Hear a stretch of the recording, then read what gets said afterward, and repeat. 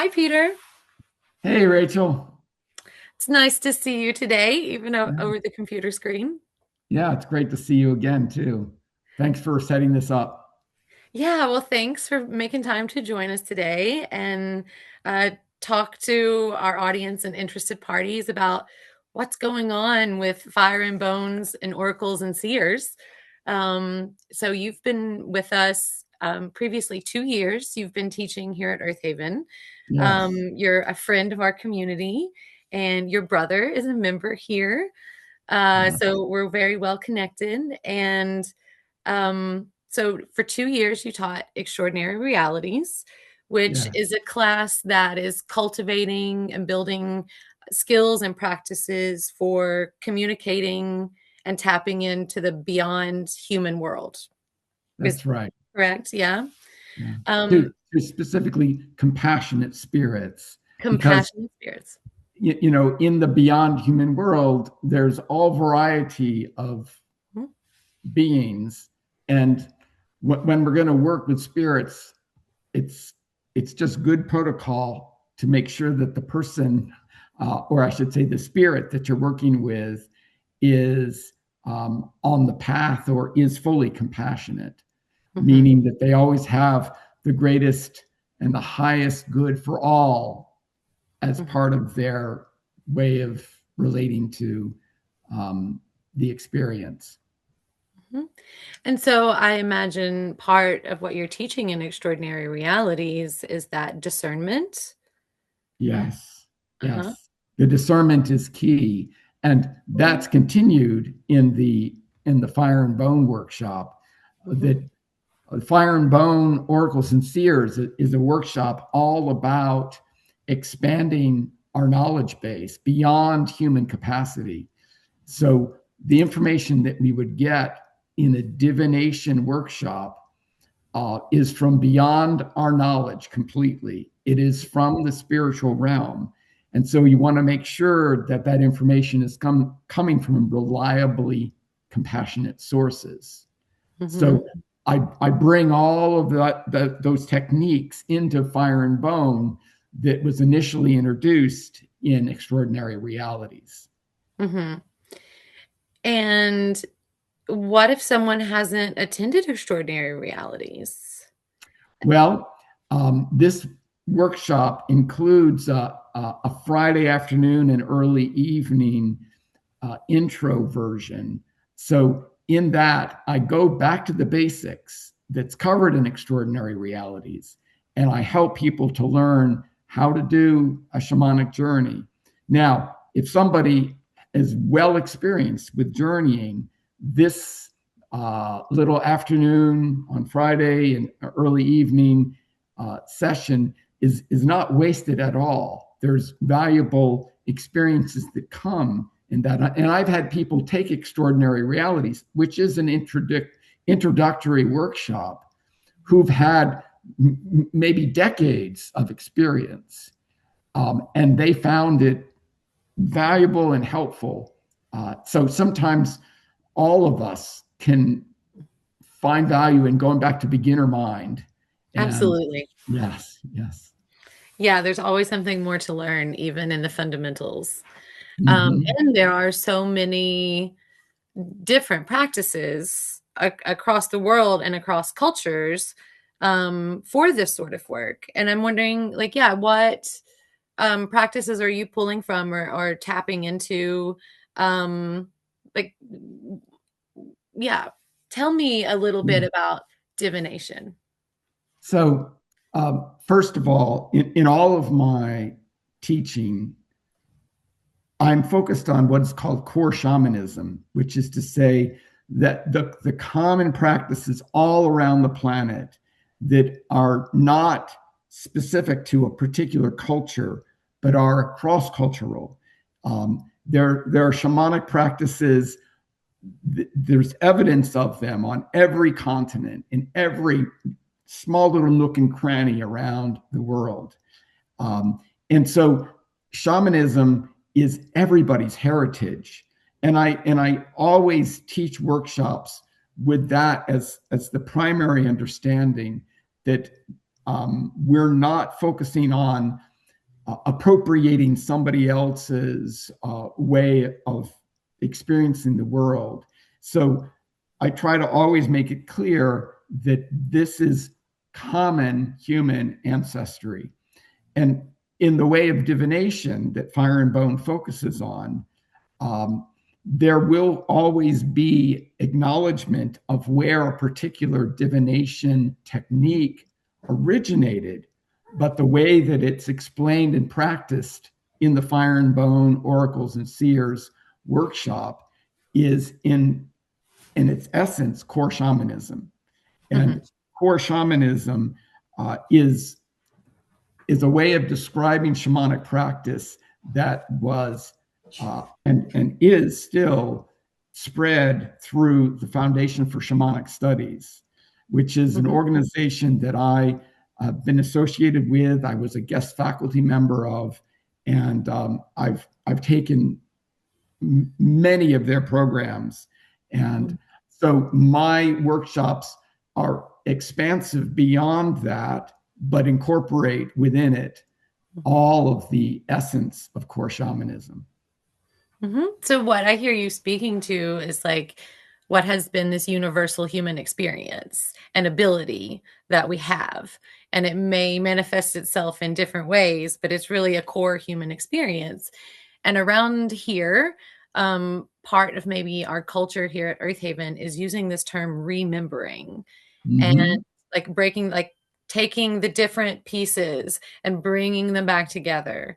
And also of how we associate that with memory. And there are so many skills and abilities and practices that all of us as human beings have had in our lineages that are just like so long forgotten. And we're trying to pick up those pieces and remember those things and bring them back into our consciousness. And so that's very much what I hear about what you're teaching, is like, yeah, tapping in to universal humanity and the abilities that we have. So yeah, like thank you for that. I appreciate that. And really the goal is not to go back to the past, Right. but to allow the past and all of the wisdom of human experience to seed the future. Right. And the future starts right now, every moment. It's always beginning. And so my workshops are all about that, to bring that ubiquitous experience of human relationship with that which we can't see, with our ordinary eyes, Right. and to bring that experience of relationship with the spirits that are non-physical, compassionate entities, Mm-hmm. highly intelligent, and I think of them as manifested in a spirit way aspects of divine creator. Mm-hmm. So in a sense, the source of the information is a non-human, vastly intelligent kind of the creator of the universe. Mm-hmm. That's the source of this information. Mm-hmm. And we just want to make sure when we do divination work that we're asking questions that are in line with that are focused on healing, that are focused on bringing wisdom. And there's certainly forms of divination that I do not ever work with that are about trying to get information that might hurt somebody. And so Mm-hmm. this workshop is very much about healing and bringing forth the wisdom that's needed for us to grow in a positive way as a human species. Mm-hmm. Yeah, so you referenced there, I heard the phrase divine creator. And Mm-hmm. yeah, we have like so many names for that. And I think other phrases, associated with divination, divine source, helping spirits. People Mm-hmm. might say something about guardian angels or spirit Mm-hmm. guides. Yes, And that's what you're speaking to here. exactly. Mhm. And so the helping spirit, the guardian angel, the power animal, um, any kind of spirit guide.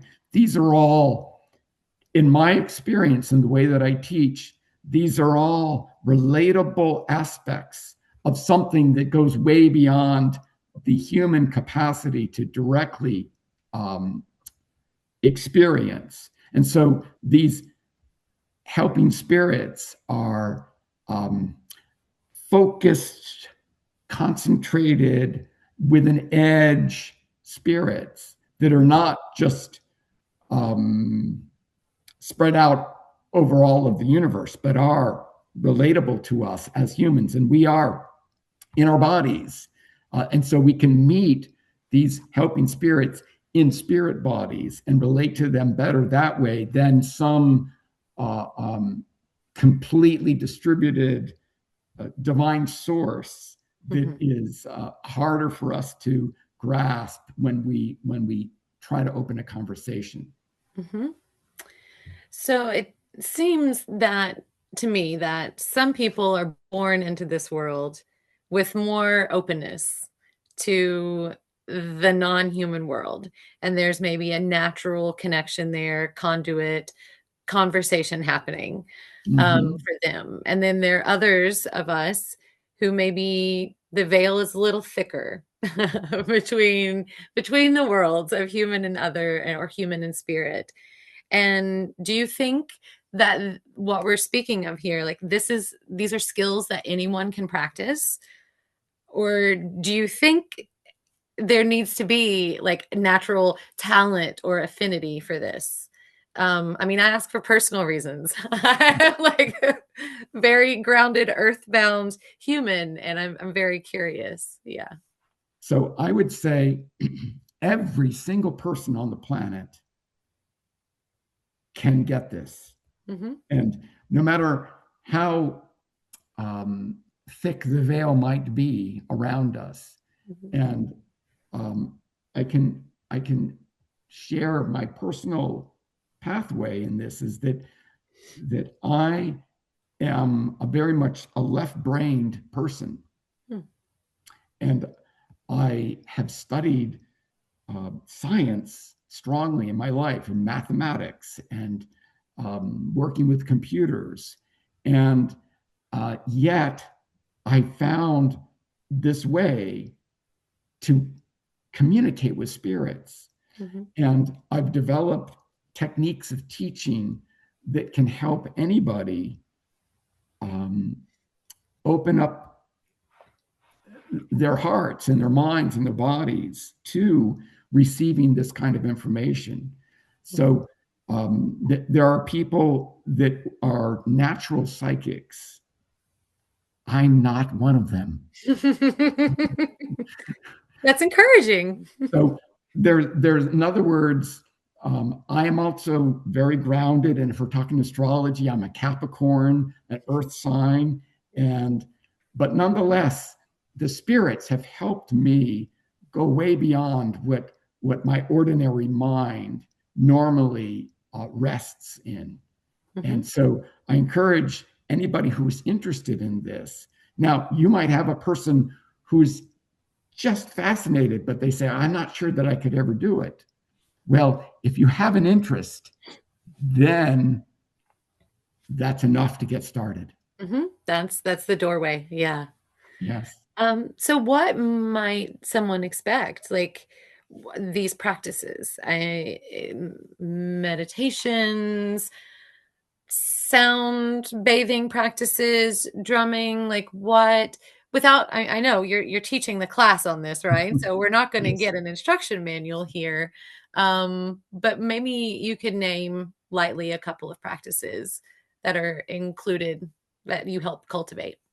So in the way of core shamanism, we always want to enter the shamanic state of consciousness, which is a light trance state. It's not an unconscious state at all, but this shamanic state of consciousness is best entered through repetitive drumming, and there'll be a lot of it at the workshop. Repetitive rattling, that's the second. And drumming and rattling are the common elements all around the planet for getting into these states where we can receive information from beyond ourselves. We can also do ecstatic dance, and we can also do special singing practices. Those four ways are the ways of core shamanism to Mm-hmm. mm, get beyond our ordinary left brain logical, and even if we're quote right brain people, we still follow a certain procedure in our lives. Mm-hmm. um, we're whole beings, all of us. So in the way of core shamanism, there will be multiple experiences of getting information from beyond our knowledge. Mm-hmm. And that will include some practices that are strictly done in what I would say non-ordinary reality, meaning in a shamanic journey state with the drumming. Or there will also be practices that are very much centered on that um, fuzzy zone between the ordinary and the non-ordinary, in which we might incorporate some physical object that we then focus on as we go into that shamanic state of consciousness. Mm-hmm. And the physical object could be just a candle. It could be a candle, Mm-hmm. could be some piece of paper with a drawing on it. It could be a bone, couldn't it? Mm-hmm. And so there, and I mentioned those two because the name of the workshop is Fire and Bone. And so there are ways that ordinary objects can be used as portals, as gateways through which we can access what the compassionate spirits would like to convey. There are certain kinds of questions that are encouraged, certain things having to do with, well, when is it going to happen, are, are a little bit more difficult because time is very fluid in non-ordinary reality. And the spirits that are eternal have sometimes a very different concept of what soon might mean. Right. And so we just have to always keep that in mind as we go into um, this kind of state to seek divine options. And divination is about that. Finding divine options from beyond human perspective that we were not aware of before. Mm-hmm. Yeah. What I hear is that we're not trying to predict the future or even manipulate the future. That what we're doing is we're asking for support and guidance in like manifesting our own will in the world. That is correct. Mm-hmm. Yes. So Yeah. the spirits of compassion never want us to feel like we're puppets on a string. They want us to make our choices, and they will happily reveal information that we can utilize to make those choices. Mm-hmm. I think I was also hearing when you were talking about the light trance states and the ways that people could get into them and the different portals. I think was the word that you Mhm. used, that a lot of us might not realize that in various spiritual practices, or just life, that we are maybe not, or that we're entering into those trance states. Like I think I definitely recognize that like altered and more open state of being and the quietness of my own humanity in my head, um, Mhm. with like repetitive drumming. Some cultures or spiritual practices use chanting or singing, or like you said, just the candle. Yeah, so I'm hearing things that might be very familiar to people, that a lot of those things were very familiar to me. um yeah. So, and I also want to speak about intention, which is Yes. Yes. critical. And so, the intention when we work with compassionate spirits is for healing. Hmm. It is for an expansion of consciousness, an expansion of understanding the effects of our actions. And so when we work with compassionate spirits, we need to be focused on those kinds of questions. In other words, questions that might lead to somebody else's harm are not going to be well received. And the practices will not ultimately work for that. So the types of spirits that we work with certainly is important to pay attention to in the kinds of divination that we would like to perform. Mm-hmm. And I'm wondering, like, how would you discern between these spirits, or draw a comparison, maybe even, or how people speak of their higher self? Mm.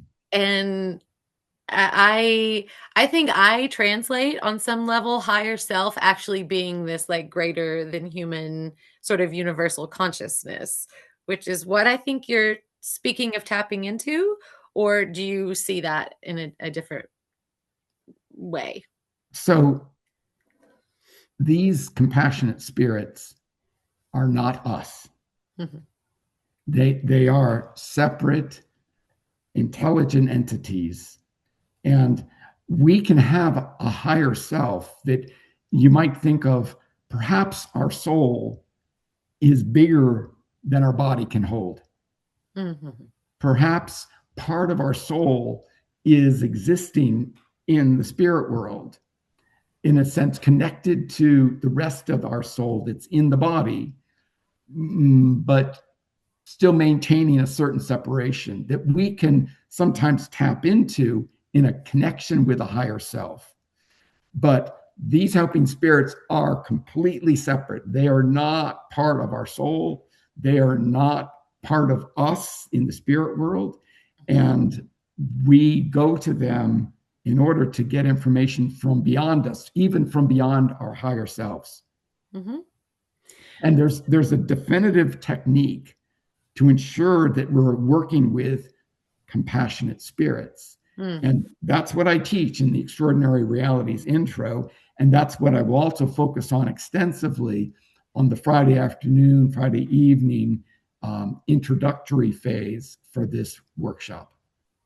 Right, because that's probably the most important filter for going deeper into this work is that Correct. discernment around these Yes. spirits. And yeah, making sure that it's safe and healthy and supportive. Yeah. Yes.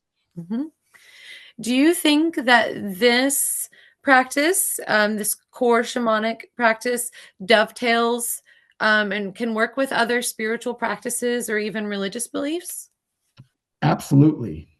So I think of core shamanism as the complementary practice to everybody's way of living in the world. And we all have our own unique ways of living in the world, philosophies we might follow, religions that we're practicing, uh, uh, even those who question, is there really a God? Hmm. Even those people can find value in working with spirits. And because even though I speak about these compassionate spirits as being aspects of divine creator, um, one can experience them without having to embrace that. One can, in a sense, truly feel them and hear them and just say, okay, I'm just going to go with this and see what happens. But anybody who has any kind of philosophy about how they're going to live can incorporate this core shamanic way, the way of experiencing the world that includes extraordinary realities, that includes the teachings of fire and bone, oracles and seers. Anybody can incorporate that into their religious beliefs. And I always speak about how that's done in the workshop. And I've worked with people, one-on-one and in workshops from many different religious backgrounds. And I always help them to see how doing this work does not nullify their current belief system or or there are practices that they've grown up with, but they must be willing to come with an open heart and an open mind in order to see how it can be complementary. Hmm. So it sounds to me like the only prerequisite for this class, even being an intermediate class, is to Mm-hmm. come with openness. Yes, Yeah, and yes, and willingness to learn and to be surprised. Yeah. yes. And so people that have already taken extraordinary realities, I think will love this continuation, this step two, this next phase, and they won't be bored at all by the Friday afternoon portion. Hmm. I think people who have practiced shamanism and have never taken any of my workshops will find value in the Friday afternoon portion and will then dive deeply into the work that's presented on Saturday and Sunday. And people that have never had any experience, but they feel like, wow, this is fascinating. And I really want to jump into this. I'm going to take a risk. I'm going to go for it. I think they're going to enjoy it as well. And I will say, anybody who has a chance to get an experience of any sort working with spirits before the workshop, that's a great thing to do to prepare. And if you're going to go travel to some foreign land, sometimes you go to a local restaurant that has that food and you sample the food there and then you go. Is there anything else that you would like to say about your class or about these practices before we say goodbye today? Well, I'll just say that for this specific class, I always tell people who've signed up to come with a whole slew of questions that they might have.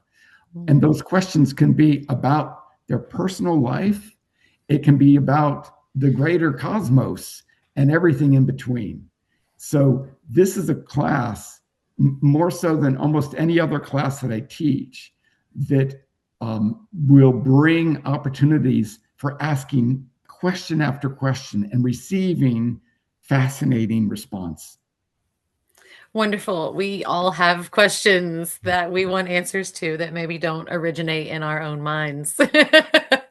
Um, yeah. So thank you so much. I appreciate this conversation, and I'm feeling in me the like curiosity. I'm like, maybe I'll go. Maybe I'll do this. And so that's really fun, and I hope other people hear that as well. Yeah. So thanks again, and I hope you have a wonderful day, and we'll see you really soon at Fire and Bones.